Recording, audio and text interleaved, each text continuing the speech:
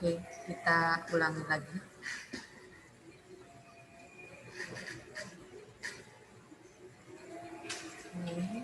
Assalamualaikum warahmatullahi wabarakatuh.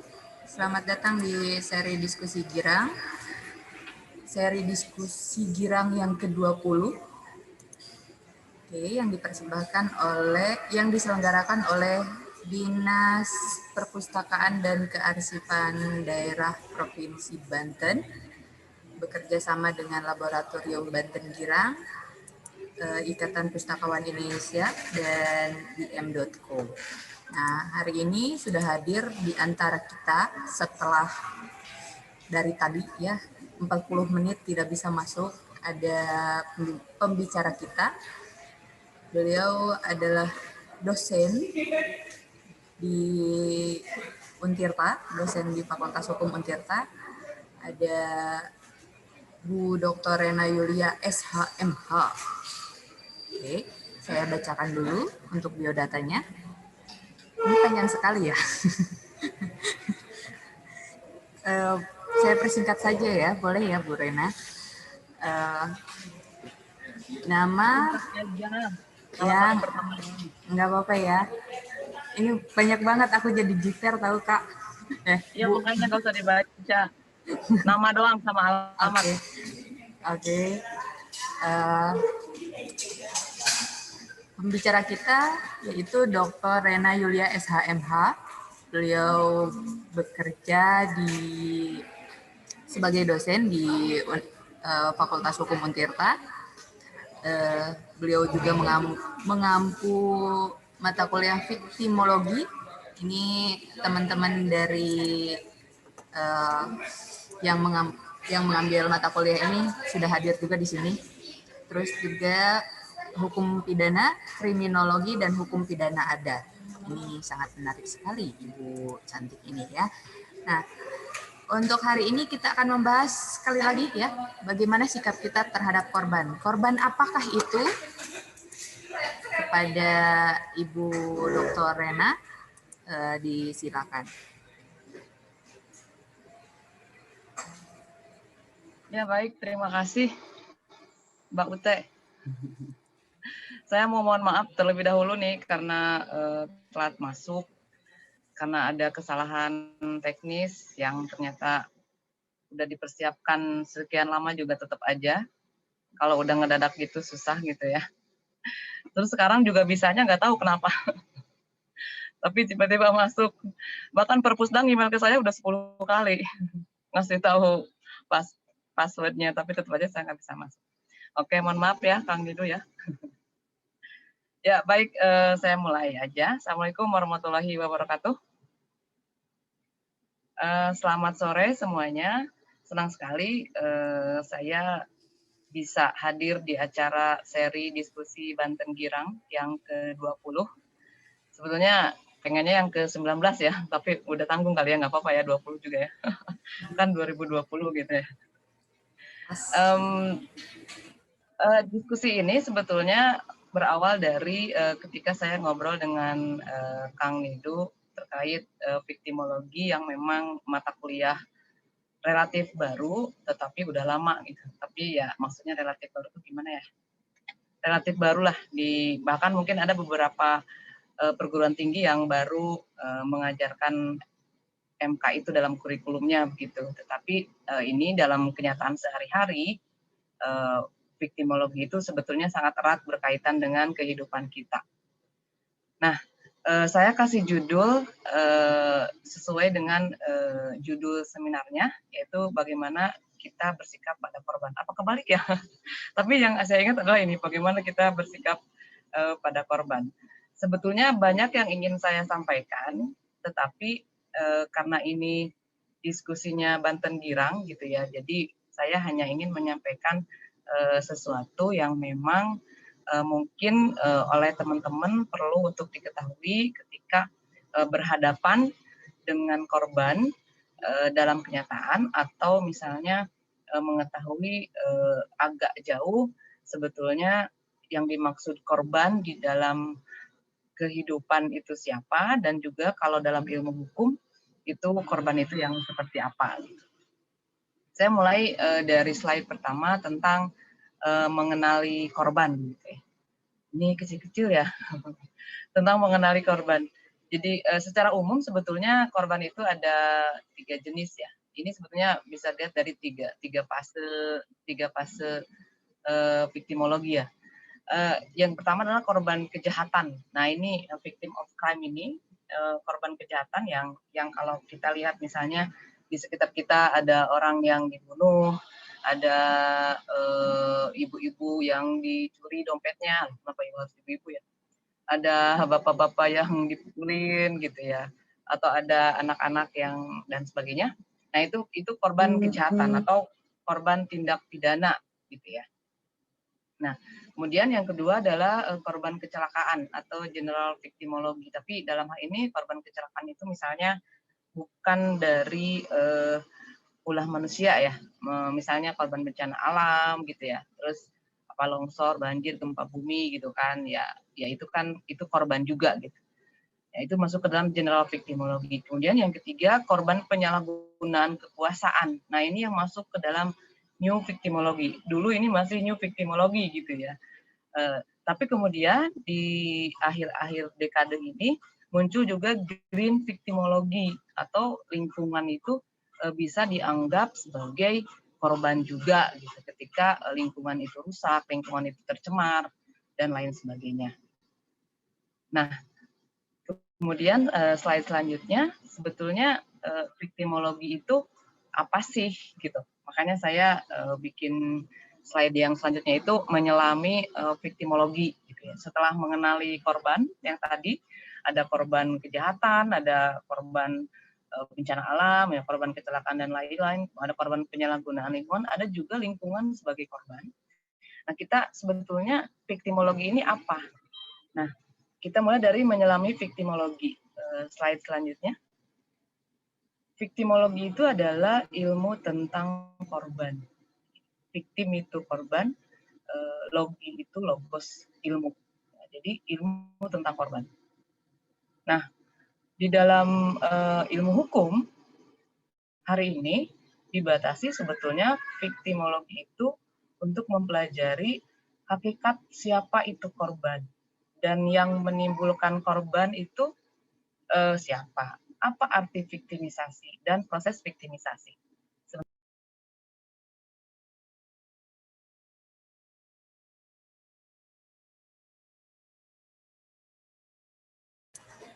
Halo, halo Kak Rena, ini mute. Ya sebentar, oke. Oke. Nah, viktimologi itu ini sebetulnya banyak hal yang bisa diungkapkan tentang viktimologi ya. Kalau yang paling sederhananya adalah yaitu ilmu tentang korban. Tetapi di dalam ilmu hukum pidana untuk hari ini viktimologi itu dibatasi pembahasannya untuk korban kejahatan saja, gitu. Sehingga dia lebih ngebahas kepada korban kejahatan sebagai hasil perbuatan manusia yang menimbulkan penderitaan fisik, mental, dan sosial. Misalnya. Jadi kita untuk kali ini dengan terpaksa harus melupakan dulu itu korban bencana alam gitulah, kemudian korban penyalahgunaan benang gitu dan green victimology karena kalau untuk pertama kali memperkenalkan terlebih dahulu bahwa di dalam ilmu hukum pidana untuk saat ini itu baru dibatasi saja terhadap korban kejahatan. Makanya victimology itu meneliti topik-topik tentang korban seperti peranan korban dalam terjadinya tindak pidana atau kejahatan tadi.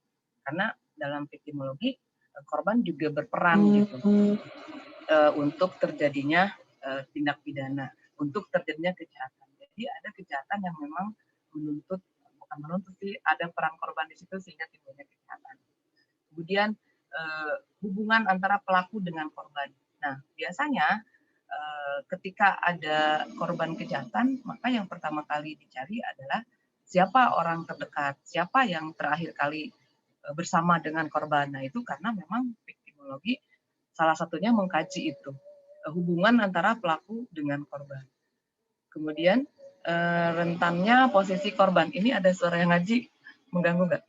rentannya posisi korban dan peranan korban. Nah, ini posisi korban yang rentan juga kemudian menjadi salah satu bahasan di dalam viktimologi. Itu yang bunyi punya saya ya, di dalam viktimologi.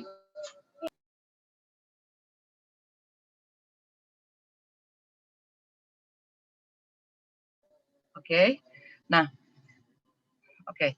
Rentannya posisi korban ini berpengaruh terhadap orang-orang yang sangat mungkin untuk menjadi korban. Misalnya secara teori, perempuan, anak-anak, kemudian manusia lanjut usia itu lebih rentan untuk menjadi korban.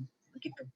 Nah, kemudian ada juga peranan korban di dalam sistem peradilan pidana. Nah, viktimologi juga mengkaji tentang bagaimana peranan korban di dalam sistem peradilan pidana. Apakah di dalam tahap penyelidikan, di dalam tahap penyidikan, di dalam tahap penuntutan, proses persidangan di pengadilan itu korban berperan atau tidak, atau hanya korban hanya sebagai penonton saja misalnya, karena yang divonis, yang ditanya-tanya adalah pelaku.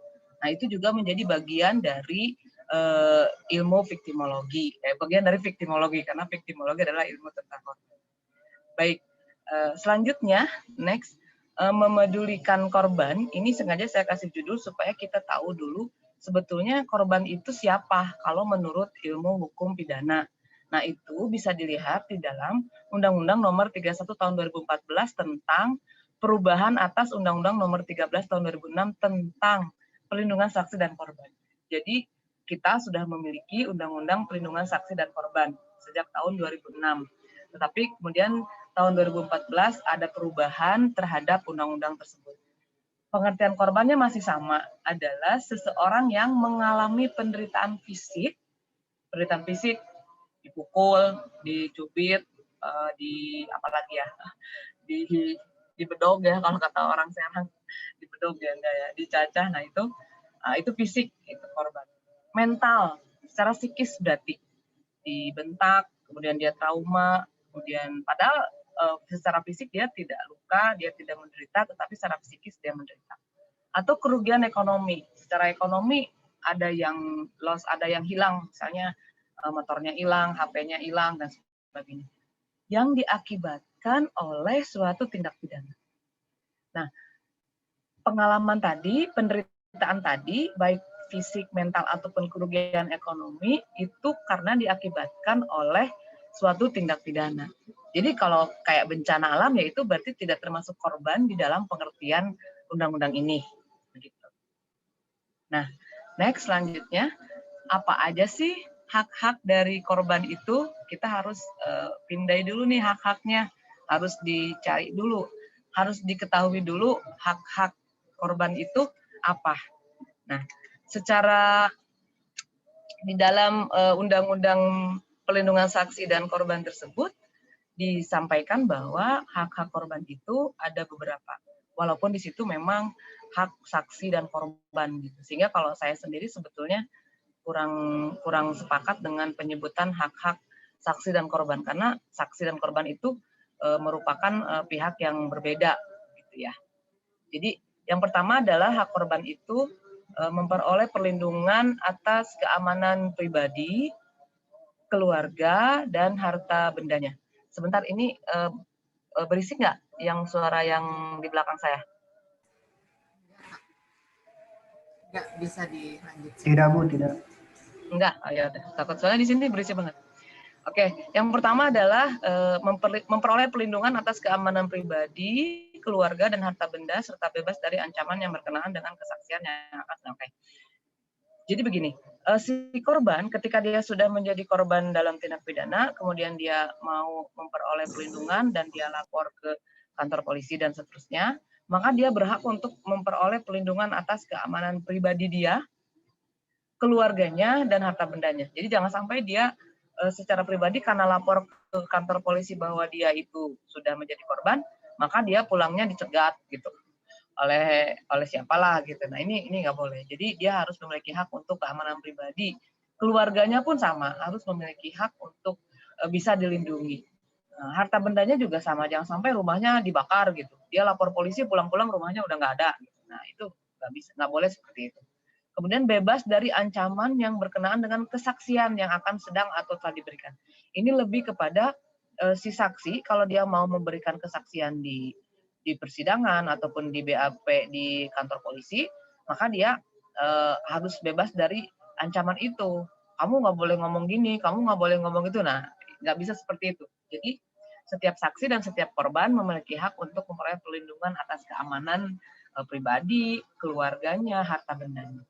Kemudian ikut serta dalam proses memilih dan menentukan perlindungan dan dukungan keamanan. Maunya seperti apa dia? Mau dilindunginya yang seperti bagaimana gitu. Saya pengen dijagain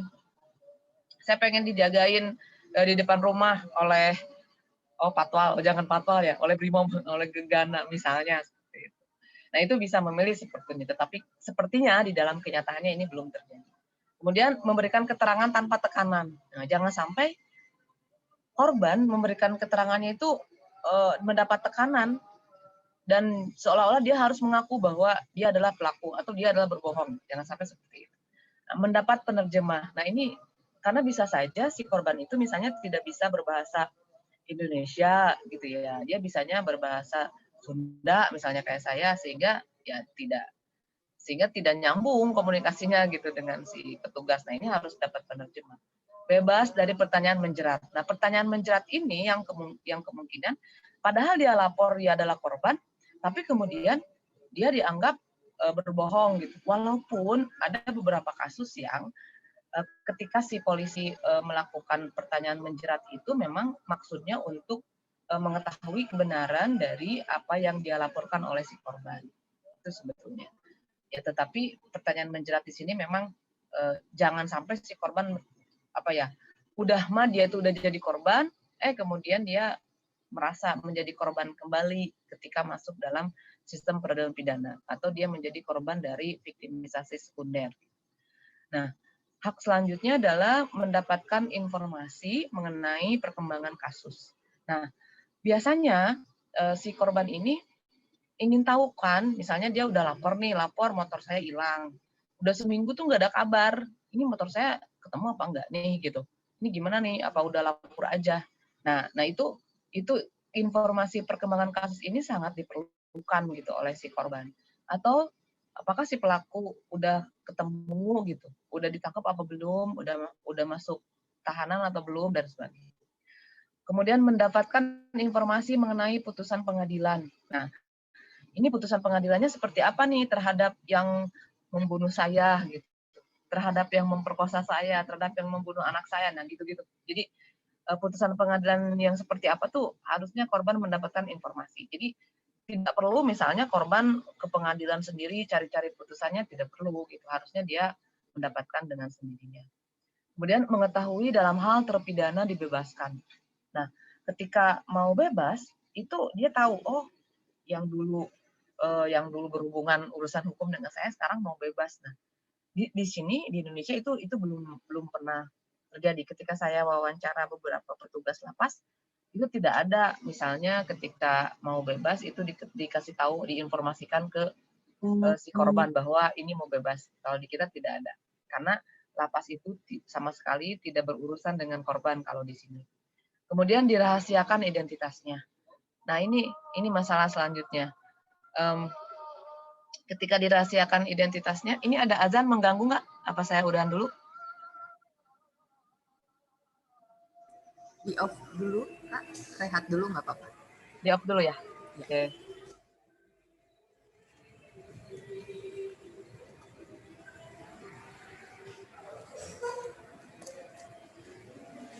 Rehat dulu.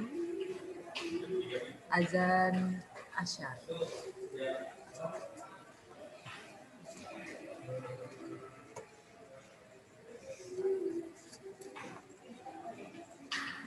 Balik lagi sama gereja Oji dan 40 Rizko.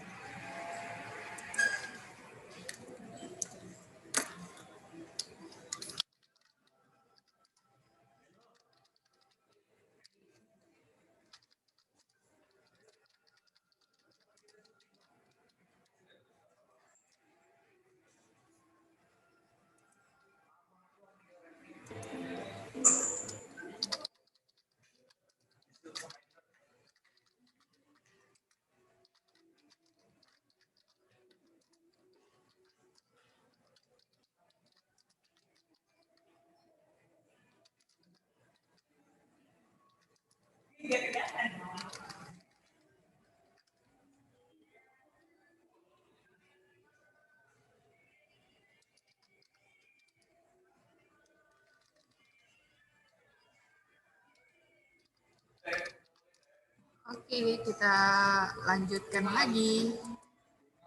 Sudah selesai? Masih adan sih, boleh Masih? nggak? Oke, Kedengeran boleh. nggak? Di sini udah selesai azannya. Ya Kalau sudah, nggak nggak kedengeran apa-apa. sih nggak apa-apa.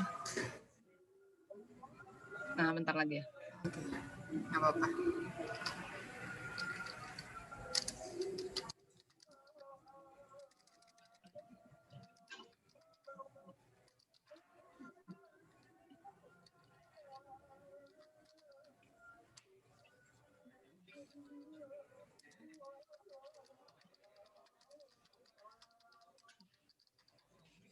Ya, saya lanjutkan ya. Silakan. Mana tadi lupa. Oh ya, dirahasiakan identitasnya. Kadang-kadang ini yang berbenturan dengan media misalnya, karena ingin ada media yang memberitakan secara masif gitu ya tentang identitas korban misalnya. Padahal sebetulnya di dalam undang-undang itu dilindungi kerahasiaan identitasnya. Bahkan hak selanjutnya itu adalah dia bisa mendapatkan identitas baru gitu ya. Jadi misalnya nama Rena itu nanti tidak ada gitu ya. Saya sering mencontohkan untuk mendapatkan identitas baru ini, misalnya ketika kasus anak ya, kasus anak yang mendapatkan perlakuan tidak senonoh gitu ya, katakanlah pencabulan ataupun pemerkosaan ya kasarnya. Nah itu sebaiknya dia mendapatkan hak identitas baru gitu supaya nanti ketika dia udah dewasa itu tidak lagi menjadi anak yang dulu pernah diperkosa gitu, si mawar atau melati enggak, tapi dia memang benar-benar orang yang baru gitu. Tetapi sebetulnya dalam praktek pelaksanaan penegakan hukum di Indonesia sepertinya belum ya. Nah, kemudian selain mendapatkan identitas baru juga mendapatkan tempat kediaman yang baru gitu.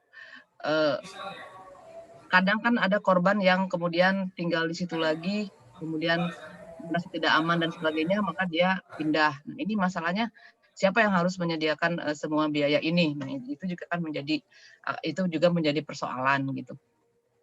Kemudian selain tempat kediaman baru juga penggantian biaya transportasi nih sesuai dengan kebutuhan. Misalnya si korban itu dipanggil ke pengadilan, dipanggil ke persidangan atau dipanggil ke BAP. Nah, dia kan datang udah sama dia korban, dia yang melaporkan, kemudian dia datang dikasih makan juga enggak, dapat transport apalagi enggak. Nah, ini pada prakteknya memang tidak ada biaya khusus untuk si korban itu. Tapi ketika saya bertanya kepada polisi yang mem-BAP ataupun jaksa, itu mereka bilangnya saya kasih Bu dari uang saya gitu, katanya gitu, dari uang saya kasih makan, tapi nggak dikasih transport.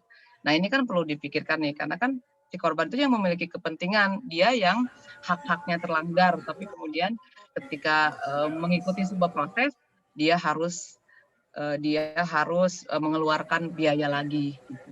Kemudian mendapatkan nasihat ya ini hak yang perlu juga gitu.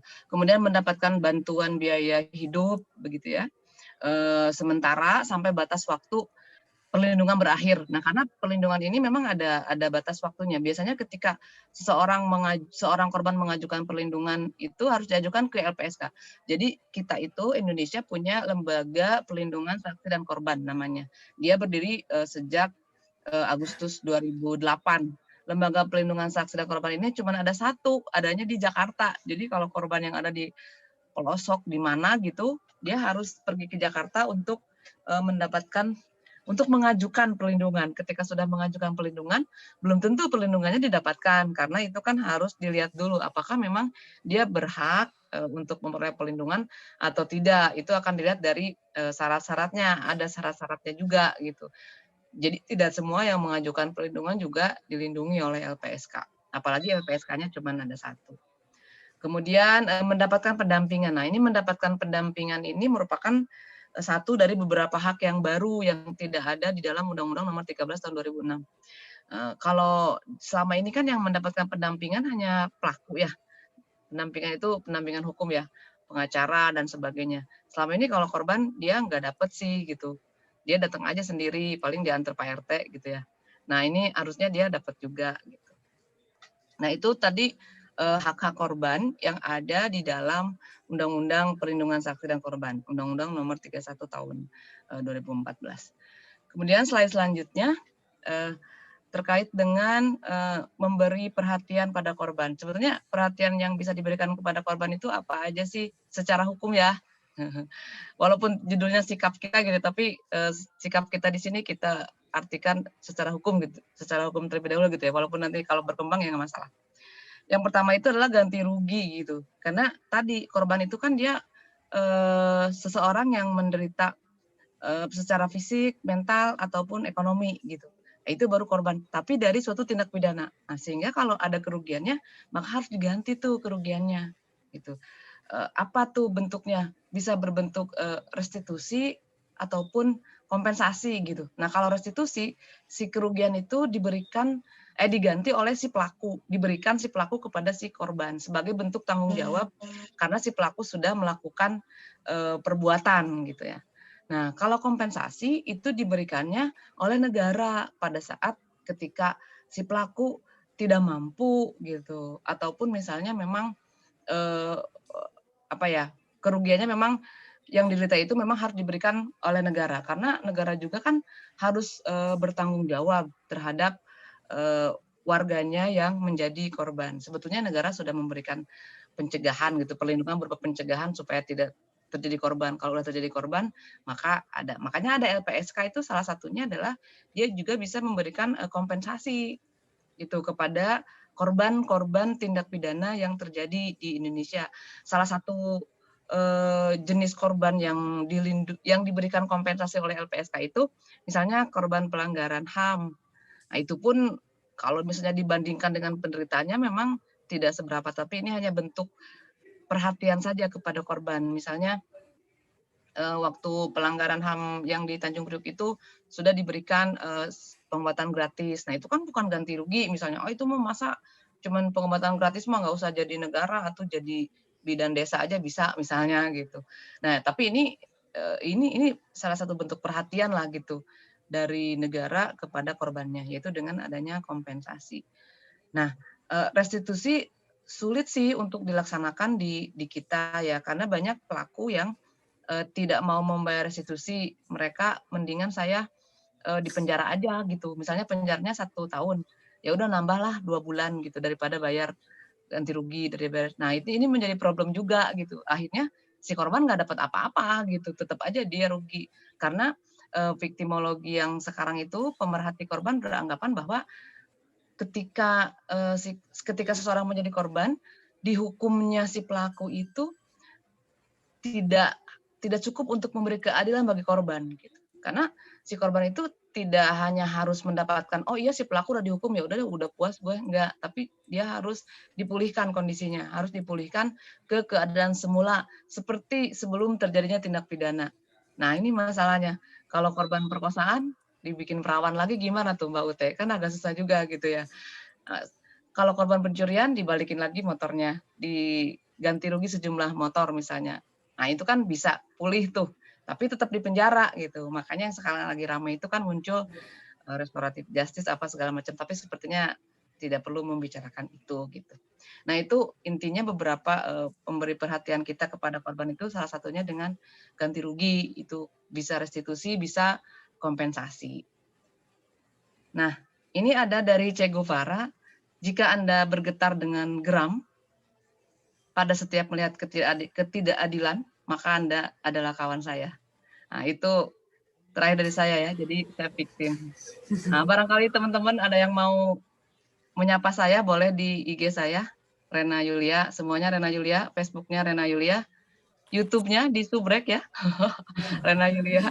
Bisa kunjungi website saya, www.renayulia.com, atau emailnya renayulia@untirta.acid. Ini nomor WA saya. Sengaja saya pasang buku ini foto dengan burung kayu ini belum pernah di launching. Oke, terima kasih. Iya, ini pertama kali di launching. Assalamualaikum warahmatullahi wabarakatuh. Penulisnya langsung senang. Oke Kak, untuk teman-teman dan Bapak Ibu silakan yang ingin bertanya lambaikan tangan atau silakan di kolom chat ya. Sebelum ke Bapak Ibu dan teman-teman, saya mau bertanya nih Kak.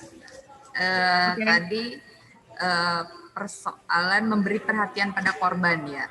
Misalnya kita ada seseorang yang datang pada kita gitu, meminta pertolongan sambil nangis-nangis dengan muka bonyok-bonyok seperti itu. Nah, hal apa yang pertama harus dilakukan selain pelukan ya? Pelukan mah udah pasti. Pelukan mah udah pasti itu. Nah, hal pertama yang harus dilakukan adalah bawa ke kantor polisi. Jadi jangan dicuciin yang udah bonyok-bonyok, apalagi kalau korban perkosaan dicuciin spermanya, air liur, jangan. Justru itu adalah bukti yang akan nanti menguatkan bahwa dia adalah korban gitu. Jadi ketika datang masih bonyok, masih segala macam, bawa ke kantor polisi. Jangan digosok, cuci kayak jatuh, kemudian kita cuciin kasih perban, jangan, nanti malah jadi hilang bukti-buktinya dan sebagainya.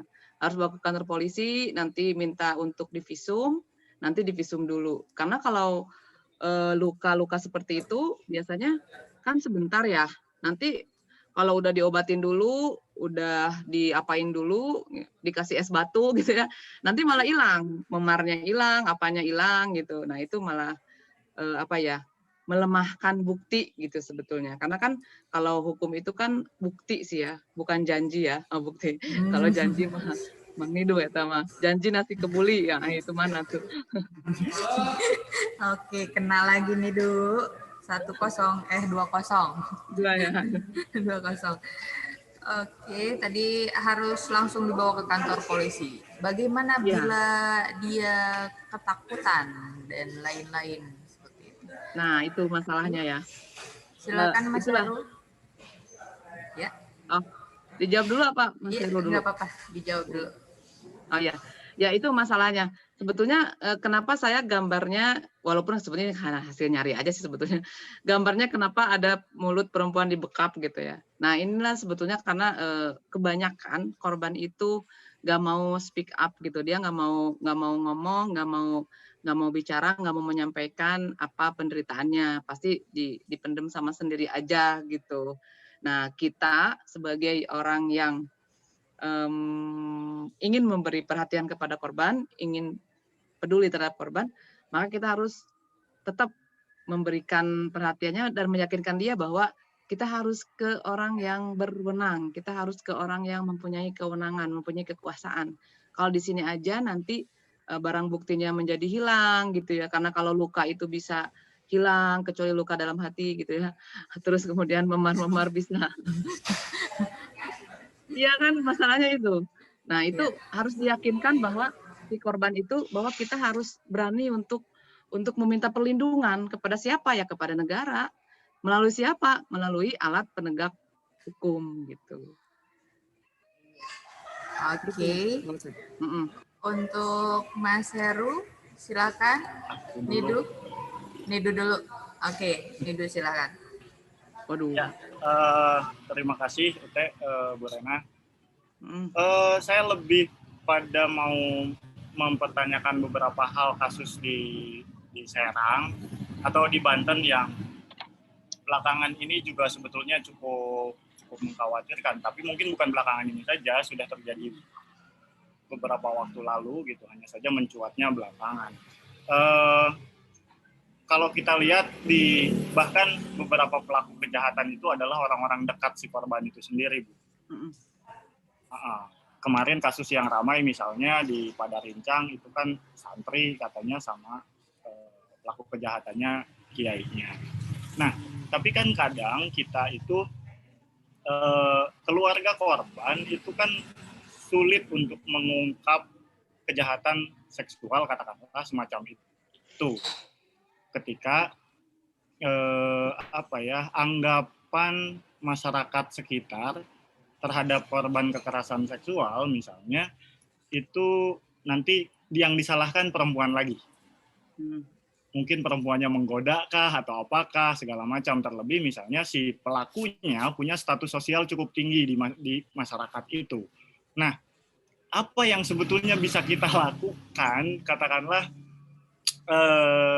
orang-orang yang ingin peduli kepada si korban, tapi di satu sisi kita tidak punya cara, di sisi lain kita juga segan kepada si pelaku, lalu mau membujuk keluarganya untuk melaporkan juga mereka sungkan, atau ya dengan berbagai tekanan sosial di sekitar si korban itu sendiri. Barangkali itu, Bu, dengan mungkin jumlah di Serang, di Banten ini, seberapa banyak sih kasus kekerasan semacam ini? Terima kasih. Ya, terima kasih Kang Nidu. Nah, ini sebetulnya pertanyaan yang memang tidak pernah hilang ya. Dan jawabannya ya gimana ya, bukan tidak pernah ada, tetapi memang jawabannya hanya bagaimana caranya supaya kita bisa meyakinkan si korban ataupun keluarganya bahwa korban ini perlu mendapatkan pelindungan, dan yang bisa memberikan pelindungan adalah negara gitu. Bukan kita gitu, bukan yang kita ini ya tadi kita nggak punya cara kan, tapi yang punya cara adalah negara melalui alat kelengkapan negara, melalui alat penegak hukumnya gitu. Nah, si korban memang dia memiliki kecenderungan untuk diam gitu, apalagi kalau korban kekerasan seksual, dia pasti kecenderungannya untuk diam aja, nggak mau dia untuk karena itu kan aib ya, itu masalahnya. Jadi ketika dia pernah dicabuli, dia pernah diperkosa, itu adalah aib. Selain itu, rasa penghormatan terhadap ustadz, tokoh agama ataupun kiai itu kan lebih tinggi tuh. Mereka lebih mau menapikan harga dirinya sendiri daripada harus mempermalukan orang yang mereka hormati. Kan itu masalahnya. Nah, makanya di dalam RUU PKS, rancangan undang-undang penghapusan kekerasan seksual, itu ketika ada tokoh agama yang melakukan perbuatan itu, kekerasan seksual, maka itu hukumannya diperberat. Gitu. Karena dianggap harusnya dia memberikan teladan gitu.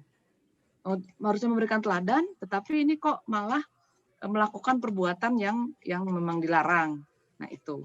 Jadi satu-satunya cara adalah kita harus gencar semacam sosialisasi begitu. Makanya kan banyak lembaga-lembaga yang bergerak di bidang perempuan yang sebetulnya ingin mengungkap bahwa ayo korban-korban itu ayo ngomong aja gitu, jangan takut, jangan malu. Nah, ini masalahnya budaya malu kita ini kan kental banget gitu. Kita orang timur, tapi budaya malu yang dipakai ini dalam konteks ini adalah yang seharusnya tidak perlu malu untuk minta perlindungan gitu.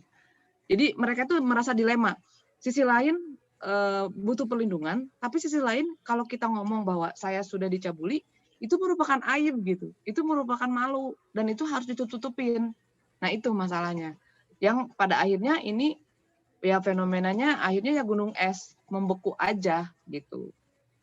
Gitu mungkin Kang Nidu. Nah, ini salah satu yang harus kita pecahkan sebetulnya. Semakin banyak forum-forum seperti ini yang membicarakan bahwa ayo korban jangan malu, korban itu harus minta perlindungan.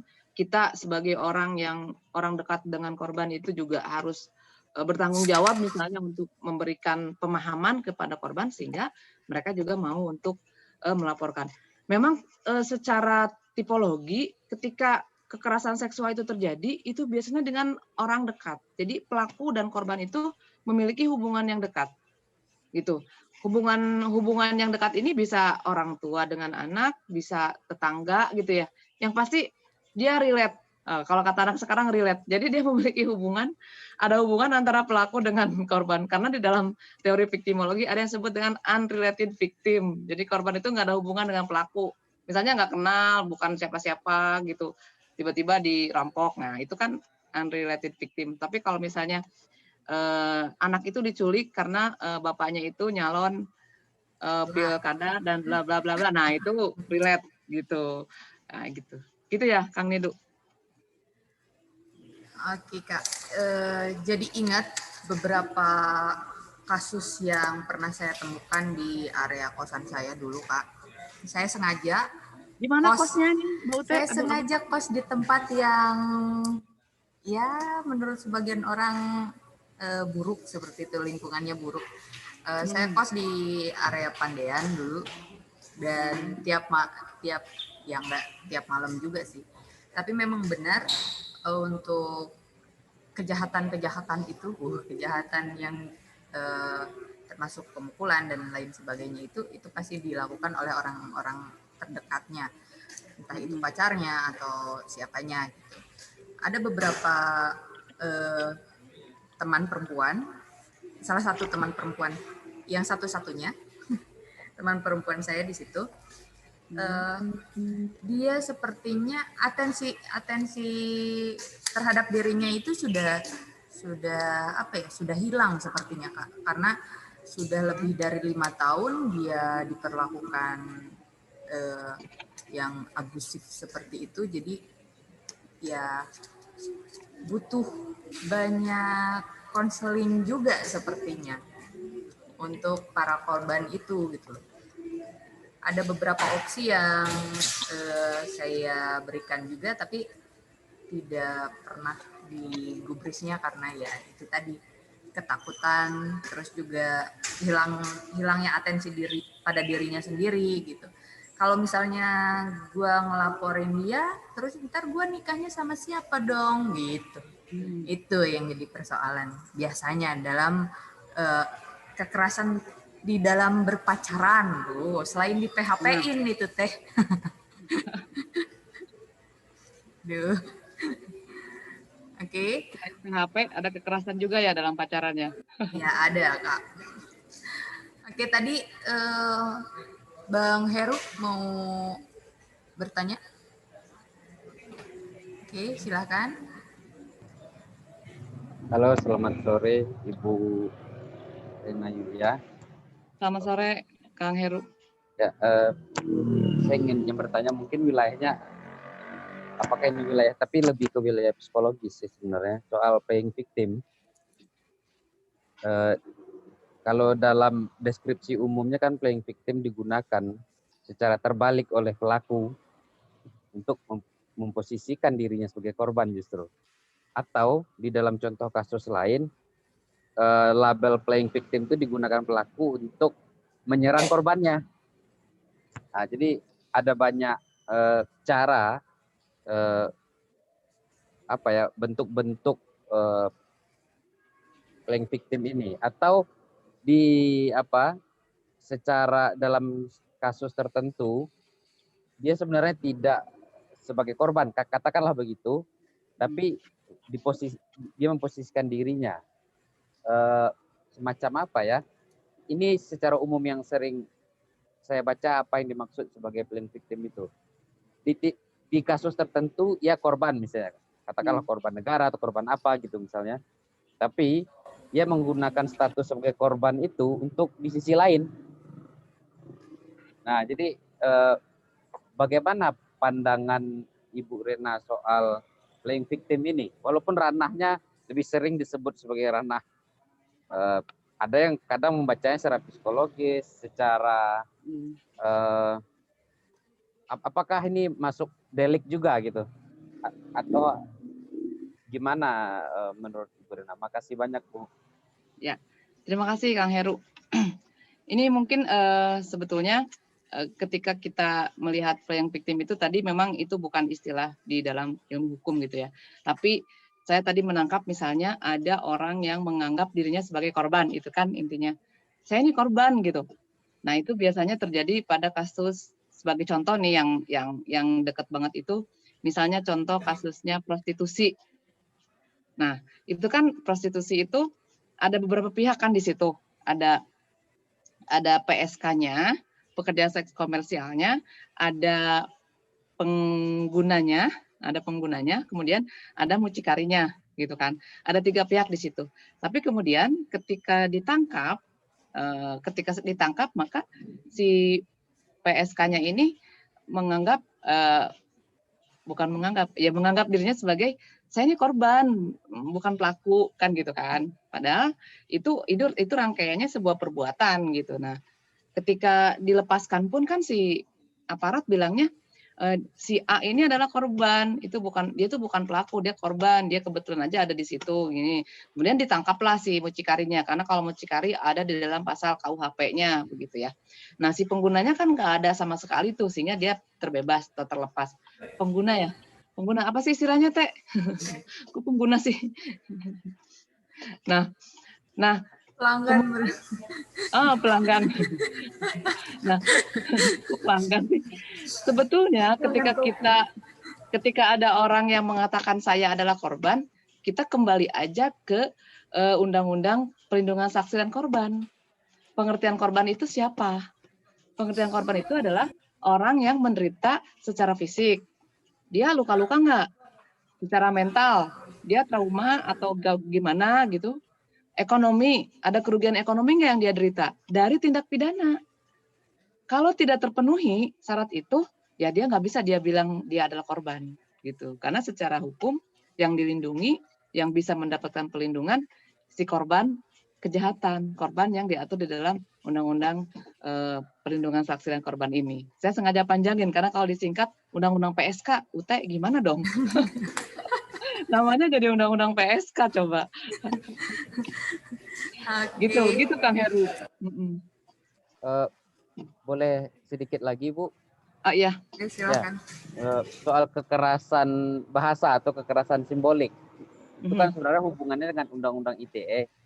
Nah, apakah ada penambahan deskripsi terhadap apa itu korban dengan semakin luasnya pengertian kekerasan itu, Bu? Setahu saya di dalam Undang-Undang ITE itu tidak ada. Jadi undang-undang yang berbicara tentang korban itu yang pertama kali adalah Undang-Undang PKDRT, penghapusan kekerasan dalam rumah tangga.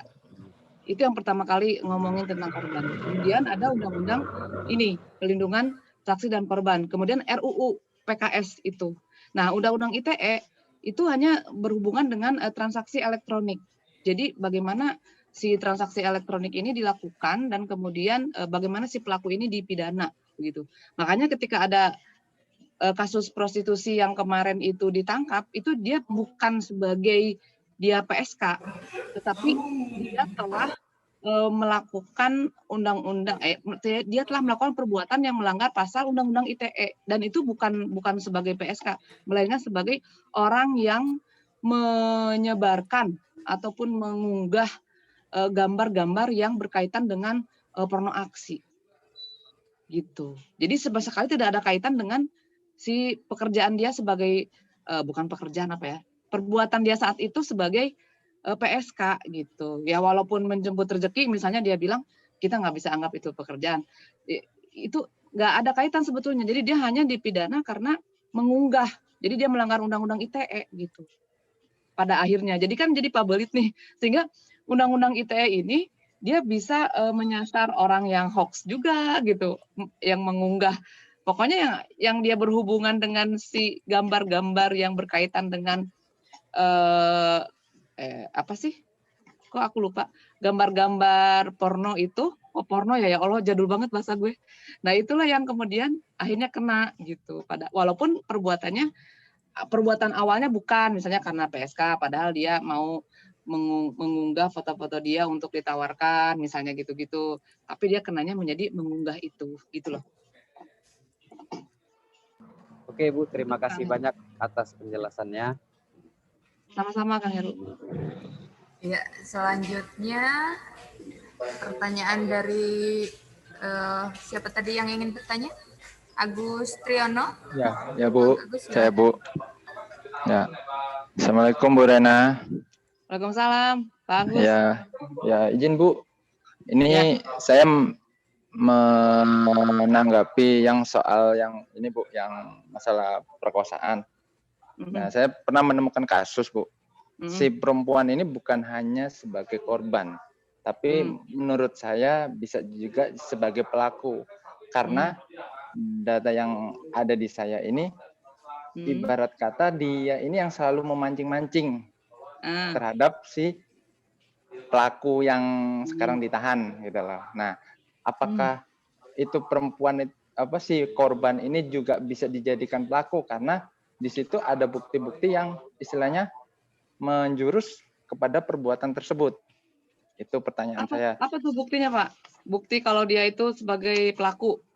Nah, dia itu di awal selalu berpakaian seksi, terus ajak selalu berduaan di tempat yang gelap gitu loh. Nah, sampai ibarat dengan kata si pelaku.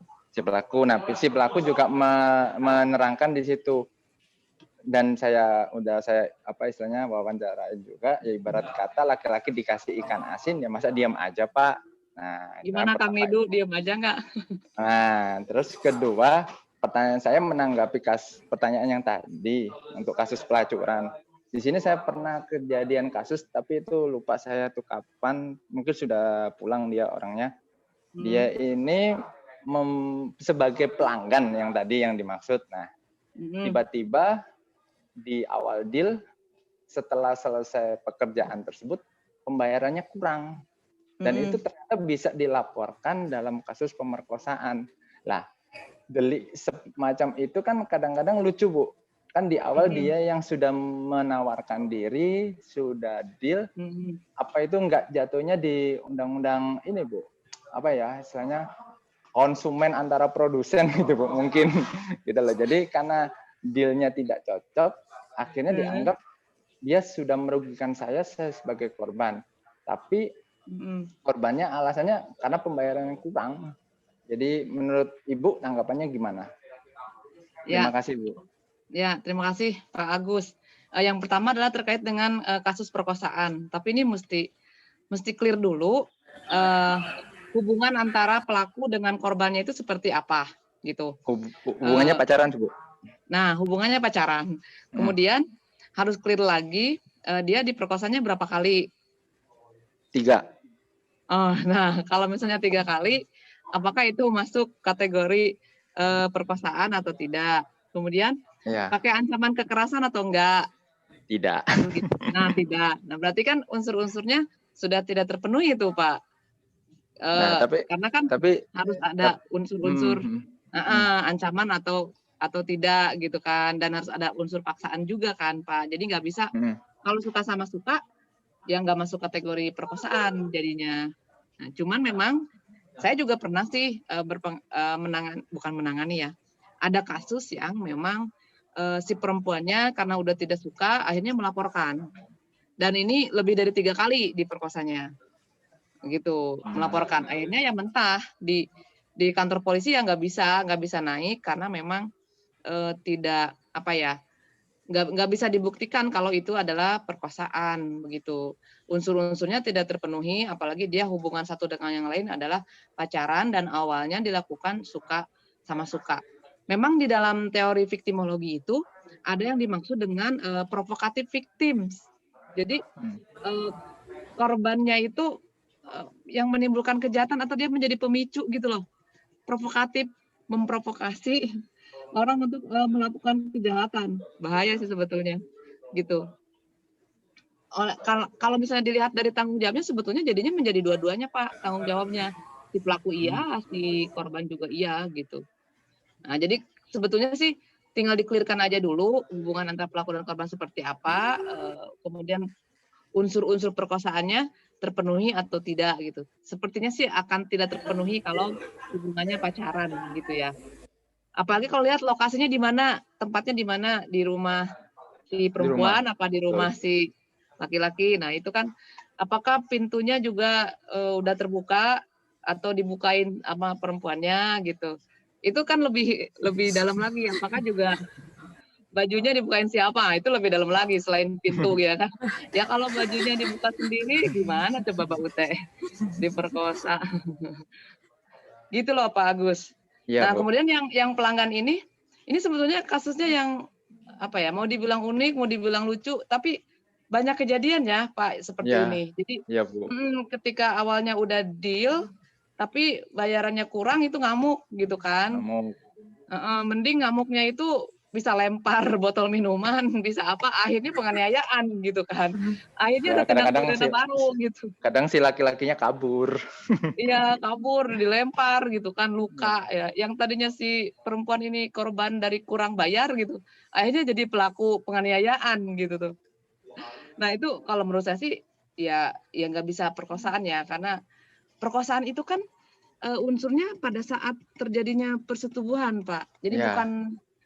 bukan setelah, terus setelah, aduh nggak enak, diperkosa ini, ya nggak bisa gitu, nggak bisa begitu. jadi harus sebelum dan ketika itu diperkosa gitu loh maksudnya. Aduh gimana saya? Di live streaming di YouTube saya tanya gimana dong? Yang tadi dikata aja nggak bisa. Mungkin masuk undang-undang perlindungan konsumen ya Bu ya. Aduh, kalau undang-undang perlindungan konsumen gini, kalau mau undang-undang perlindungan konsumen, produsen dan konsumennya itu kan harus berbadan hukum nggak sih? Ada syarat Pak, ada syarat badan hukum, ada syarat badan usaha. Jadi kayaknya nggak bisa kalau perlindungan konsumen juga. Kan ya kadang ya lucu juga sih Bu. Iya, itu apa ya kalau kayak gitu? Karena kan si PSK tadi kan dia nggak korban, dia tadi kerugiannya material gitu ya, ekonomi ya, kurang bayar ya. Jadi kurang bayar Bu. Kerugiannya kurang bayar jadinya. Aduh. Gimana Mbak Ute ya? Kok banyol gini ya Kak? Bu. Padahal tadinya serem ya. Tadinya serem ya perbahasannya. Iya. Oke. Untuk teman-teman, Bapak Ibu yang ingin bertanya lagi, disilakan melambaikan tangan dan nyalakan kameranya. Ya. Oke Kak. Waktu ini lagi curhat aja kita ya, sambil curhat. Aku menanggapi tadi dong. Oke, siap. Bu Rena. Ya, siap. Ya, kadang-kadang kan kasus pacaran gitu ya tadi ya. Kalau memposisikan, ya aku sih bukan sok-sok ngebelain perempuan karena aku juga laki-laki nih. Tapi ketika kita memposisikan perempuan sebagai penggoda terus-menerus, itu juga kan sebuah persoalan tuh. Digugat para feminis juga tuh.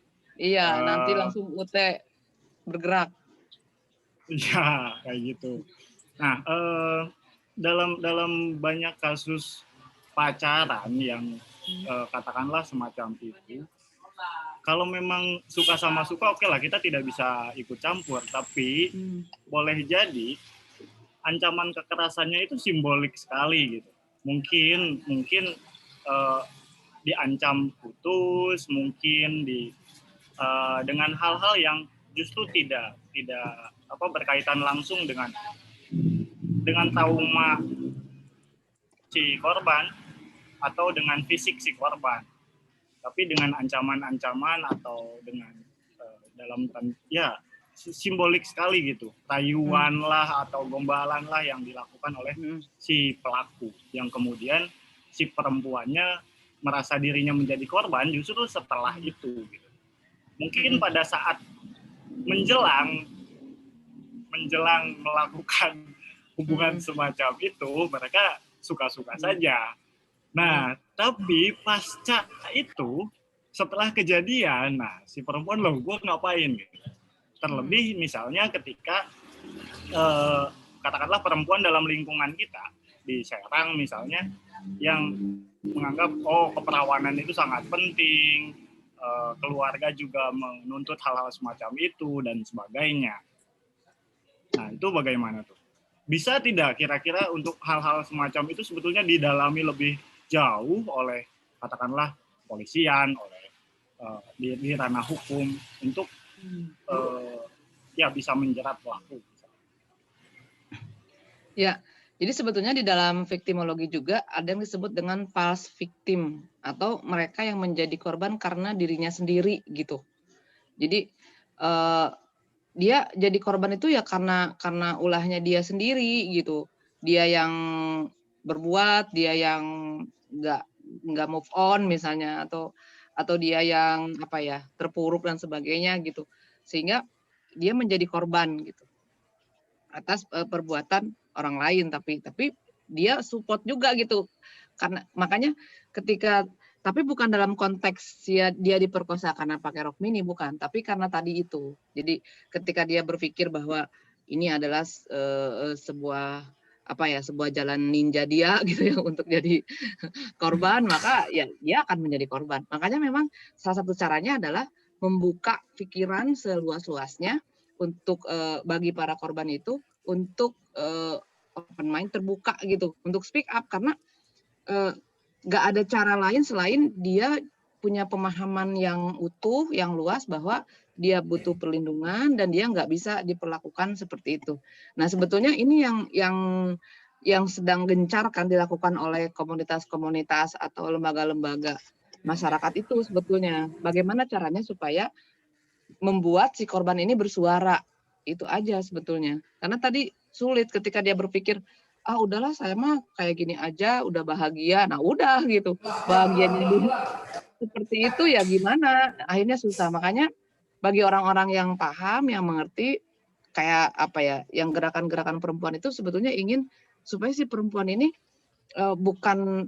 bukan hanya sebatas emansipasi yang sejajar dengan laki-laki, bukan, tapi sebetulnya dia bisa pahami, dia bisa mengerti bahwa posisi dia itu seperti apa di dalam kehidupan ini gitu, terutama kalau dalam konteks dia menjadi korban gitu, korban kekerasan yang terus-menerus misalnya, atau korban kejahatan yang memang dia nggak bisa pergi dari situ. Nah, yang seperti itu tuh dia punya keberanian untuk apakah kabur misalnya ya dari lingkungan itu gitu kan suka ada tuh yang kayak gitu.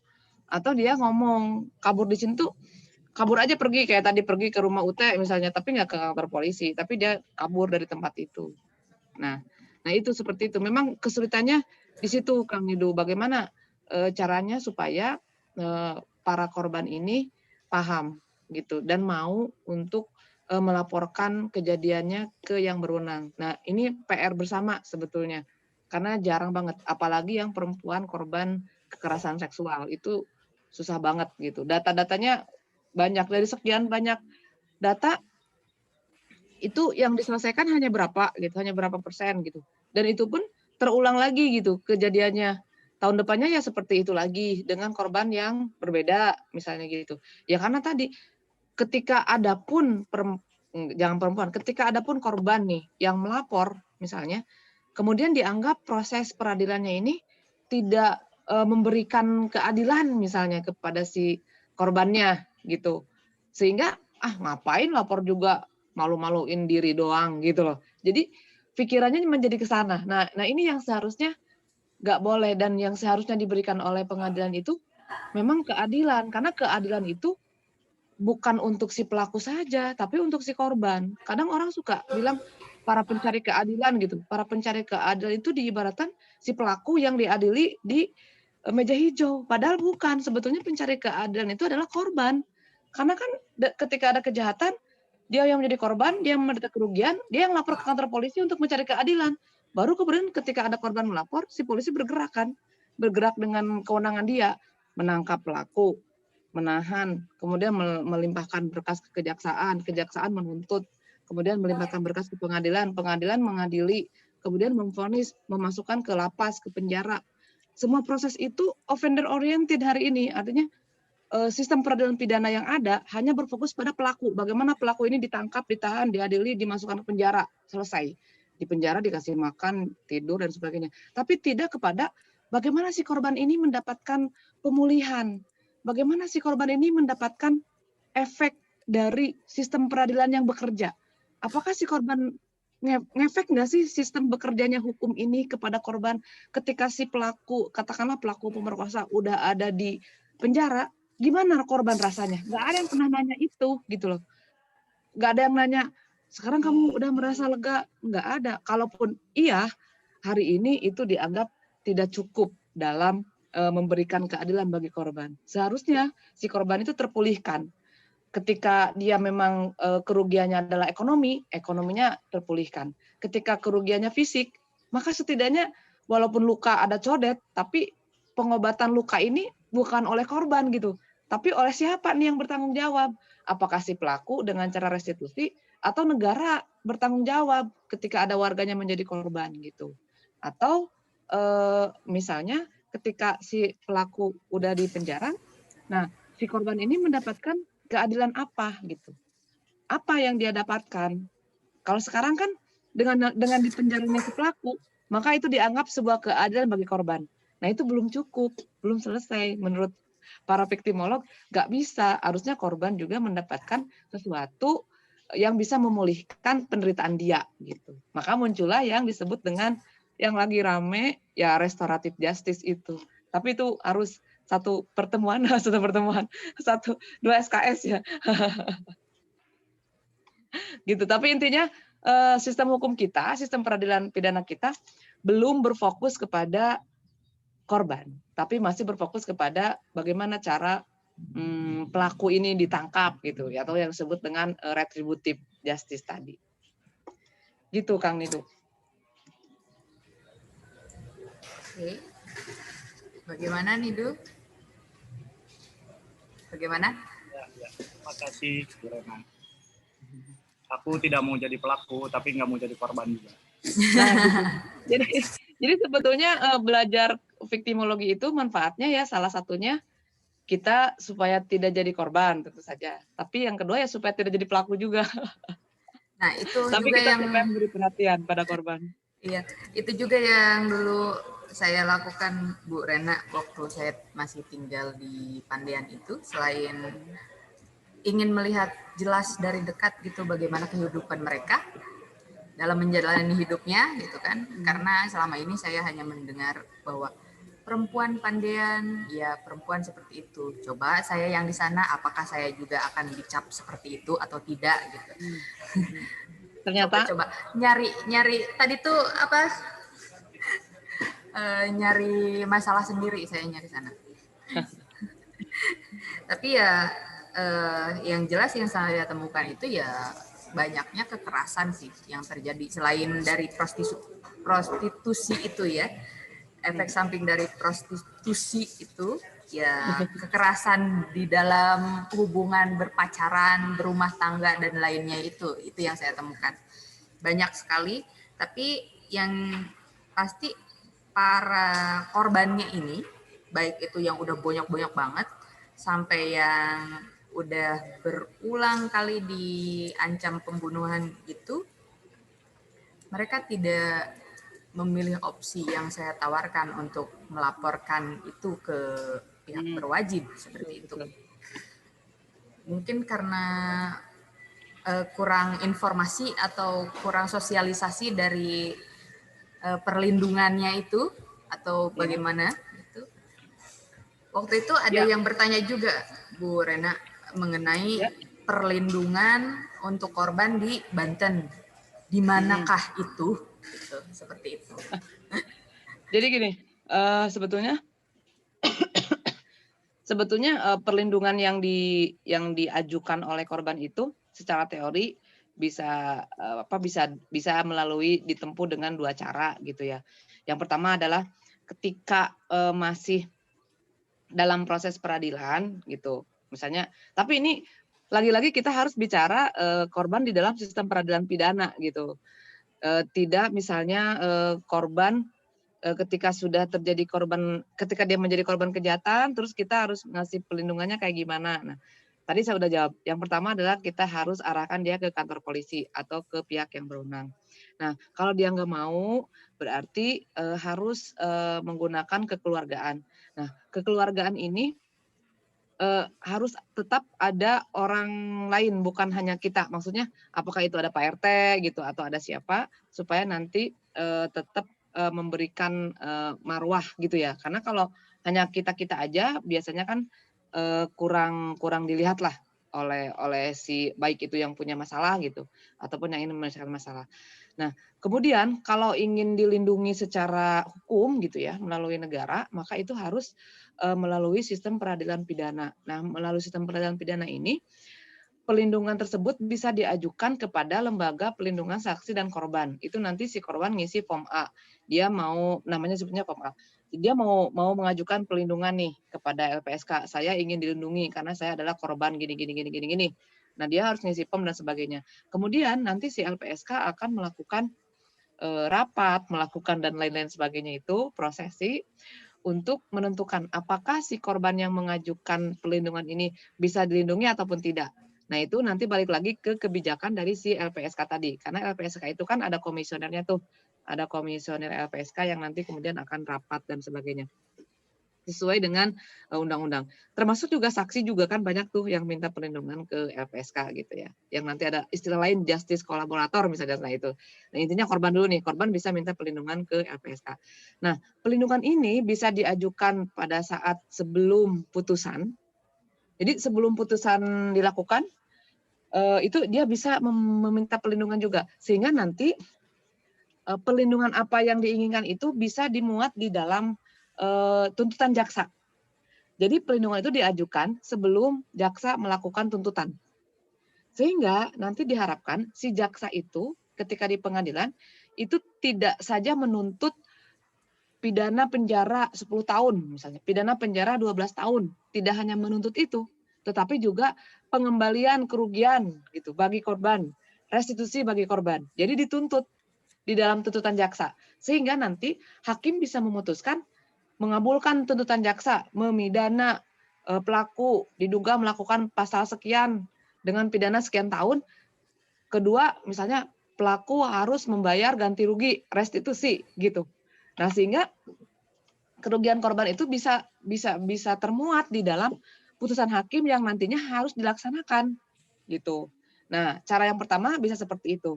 Walaupun memang dari hasil penelitian saya tidak banyak putusan hakim yang isinya ada memutuskan pembayaran restitusi bagi korban. Itu dari tahun 2012 saya melakukan penelitian itu hanya sekitar 3 apa 4 putusan yang ada, yaitu di Lampung, Sukabumi, Magelang, 3 berarti. Ada 3 putusan. Itu pun 3-3-nya didampingi oleh LPSK dan ternyata pada tahun 2013-14 itu putusan restitusinya belum terlaksana. Jadi belum ada tuh pembayaran kepada si korban itu dari si pelaku. Gitu. Nah, ini juga kesulitan juga. Ketika nanya LPSK bilang belum ada Bu, belum dilaksanakan. Ketika saya nanya ke kejaksaan, kata kejaksaan, saya juga bingung, ini siapa yang harus melaksanakan? Apa saya jadi nagih gitu kan? Karena nggak ada juklak juknis di kejaksaan untuk menagih itu. Nah, nggak tahu nih kalau sekarang ada perja terbaru kan. Nah, itu tahun 2012 sampai 2014 ketika saya melakukan penelitian tentang restitusi dalam putusan hakim. Jadi sulit pada kenyataannya korban mendapatkan ganti rugi itu, mendapatkan perlindungan berupa ganti rugi ya. Atau yang kedua bisa setelah putusan. Jadi dia udah divonis dia pelaku gitu, si orang itu dan dia adalah korbannya, maka dia bisa mengajukan ke LPSK untuk mendapatkan restitusi. Itu diatur di dalam yang sekarang itu ada PP-nya, peraturan pemerintah tentang restitusi terhadap anak. Tapi ini khusus untuk kejahatan tertentu ya, yaitu anak korban perkosaan dan kekerasan seksual, pencabulan yang seperti itu. Nah, itu bisa mengajukan restitusi terhadap LPSK. Gitu ya. Gitu, terima kasih, Bu Teh. Oke, terima kasih Bu Rena. Untuk teman-teman yang baru masuk di jam segini, mohon maaf sekali tidak bisa kami invite ya. Jadi sudah pukul 3.49, kita sampai pukul 16. Bu Rena, silakan untuk memberikan closing statement. Oke. Saya closing statement-nya pendek aja. Jadilah pemberi perhatian, bukan pemerhati. Terima kasih. Suka gue. Oke. Karena pemerhati nggak cukup, Kang Didu. Dia merhatiin doang. Tapi nggak memberi perhatian gitu. Cuman menyimak doang. Oh iya, saya lupa. Saya mau ngasih ini door prize buku. Oh, oke. Siapa yang Tapi mau buku kayaknya jadul tahun 2010, belum edisi revisi. Jadi undang-undangnya masih undang-undang lama, undang-undang 2006. Nggak apa-apa ya? Nggak apa-apa. Kira-kira buat siapa ya? Buat penanya siapa ya? Buat siapa? Buat pula. Buat aku dong. Kok ini mau? Buat Kang Nidu, penanya terpenasaran gitu ya. Yang tidak mau menjadi korban tapi tidak mau menjadi pelaku. Tapi jadi saksi juga ribet loh, Kang Nidu. Makanya nggak mau aku. Nggak mau jadi. Aku nggak mau jadi saksi juga dulu. Tuh kan pada nggak mau. Ya udah, ini bukunya buat Kang Nidu Paras Erlang nih ya, tapi bukunya masih yang lama ya, nggak apa-apa ya. Aku belum nulis lagi, doain ya. Oke. Terima Harus kasih. direvisi. Makasih. Terima kasih untuk Bu Rena. Dan untuk teman-teman, silakan dibuka kameranya, kita akan foto bareng. Ya nih, mahasiswa kenapa sih nggak Ya. pakai foto? Ya, silahkan dibuka kameranya. Ini sebagai pembuktian bahwa teman-teman CLSA masuk hari ini. 2 SKS. Lumayan. Oke, Ya, ayo. silakan. Ayo, Kameranya dibuka, silakan. boleh bergaya. Ada Silakan Manggun? bergaya. Boleh bergaya. Oh, itu ada Manggun berdua. Oke, pelan-pelan. Nah, kan pada kelihatan. Ini kayaknya mahasiswa Bu Rena semua ini. Ini gimana dong? Terus ngapain dia ikut di sini kalau nggak pakai foto? Oh ya, ayo buka itu. Buka semuanya. mahasiswanya Bu Rena. Ayo bergaya, 1, 2. Kok itu yang nongol kepalanya doang, mukanya enggak? Masa Oke, sih? 1, 2. Aku pakai inilah mic podcast nih. Oh ya, silakan bergaya. Tadi, bentar. Satu lagi. Si Nuril ngapain Nuril? Gayamu begitu. Oke, terima kasih. Oke, terima kasih untuk teman-teman dari Fakultas Hukum dan Bapak Ibu yang sudah mengikuti seri diskusi girang ke-20 hari ini yang diselenggarakan oleh Dinas Perpustakaan dan Kearsipan Provinsi Banten bekerja sama dengan Laboratorium Banten Girang, lalu Ikatan Pustakawan Indonesia dan bm.co.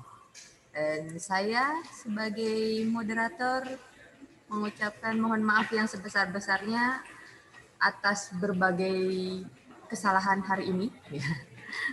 Sampai jumpa di hari Rabu akan ada diskusi yang membahas mengenai Saya mau ketemu Bu Rena kapan? senjakala media massa cetak di Banten bersama Kang Rijal Pauji. Wow, Dari- senjakala itu apa? Senjakala, eta teh panon poe surup. Tareh Poe maghrib, surup, tareh tareh maghrib. maghrib, tahrib ya. Lain tahrib. Ya. Oke, saya pamit. Saya mengundurkan diri apa? Mundur. Saya mundur deh. Saya mundur Bu Rena ketemu dari di mana tugas kita? ini. Apa? Bu Rena, mari Ketemu kita di mana? bertemu. Malam ini kita ngopi ya. Oh, kalau nggak hujan ya. Kita ngopi. Iya, Malam saya ini. harus ketemu ibu itu. Wajib soalnya al-wajibu. Harus ketemu ibu. Al-wajibu. Siap. Oke. Saya ucapkan terima kasih. Saya Utera Kalimaya pamit. Sampai jumpa di lain kesempatan. Assalamualaikum warahmatullahi wabarakatuh. Waalaikumsalam warahmatullahi wabarakatuh.